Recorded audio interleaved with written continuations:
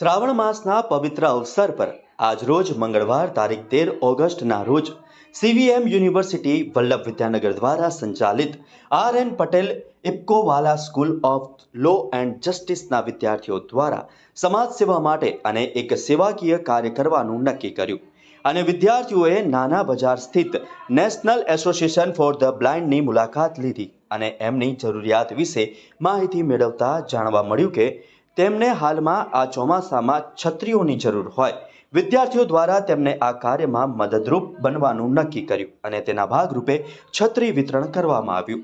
આ કાર્યનો મુખ્ય હેતુ અંધ વિદ્યાર્થીઓને સહાયરૂપ થવા માટે સમાજમાં સેવા અને દાનની ભાવનાને વધારવાનો પણ હતો। આવી પહેલમાં વિદ્યાર્થીઓના જોડાણથી સમાજ માટે કરાયેલું નાનકડું યોગદાન પણ વિશાળ પ્રભાવ પેદા કરે છે। અમે આભારી છીએ national association for the blind Vallabh Vidyanagar અને અમારા આચાર્ય નિશા નાયર તેમજ અમારા શિક્ષકો કે જેમણે એમને આવા સેવાકીય કાર્ય માટે પ્રેરણા પૂરી પાડી। જય હિન્દ। હું મહેન્દ્રભાઈ પટેલ, પ્રમુખ રાષ્ટ્રીય અંધજન મંડળ આણંદ।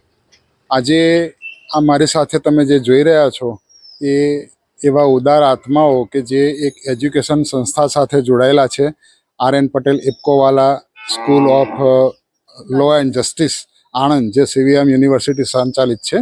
હવે આ કોલેજમાં ભણતા બાળકોને જ્યારે સમાજ સેવાનો વિચાર આવે ત્યારે આવી સંસ્થા યાદ આવી અને મારા બાળકો માટે અમૂલ્ય એવી છત્રીની ભેટ લઈને, અમ્બ્રેલાની ભેટ લઈને આ બધા બાળકો આવ્યા છે। ખૂબ આનંદ થાય છે। ઉગતા યુવાનીમાં સમાજ સેવાનો આવો ભાવ થવો અને એમાં એમના લીડિંગ કરતા પ્રાધ્યાપકોને આવી સંસ્થા મળવી એ અમારા માટે ગૌરવનો વિષય છે। આ બધાને ખૂબ ખૂબ શુભેચ્છાઓ સાથે ઈશ્વર ખૂબ એમના પર કૃપા કરે એવી પ્રાર્થના। જય હિન્દ, જય ભારત। મારું નામ ચિરાયુષ કેસરી છે। અમે સીવીએમ યુનિવર્સિટીના વિદ્યાર્થીઓ છીએ અને સીવીએમ યુનિવર્સિટીની એક કન્સ્ટિટ્યુન્ટ કોલેજ છે જેનું નામ છે R N. Patel Ipcowala school of law and justice. અમે બધા જ 1 થી 5 વર્ષના વિદ્યાર્થીઓ છે। અમને અમારી યુનિવર્સિટીને, અમારી કોલેજ અમને દર સાલ સારી રીતના મોટિવેટ કરે છે, સારા માર્ગદર્શન આપે છે કે અમે બધા એડવોકેટ ફ્યુચરમાં બનવાના છે।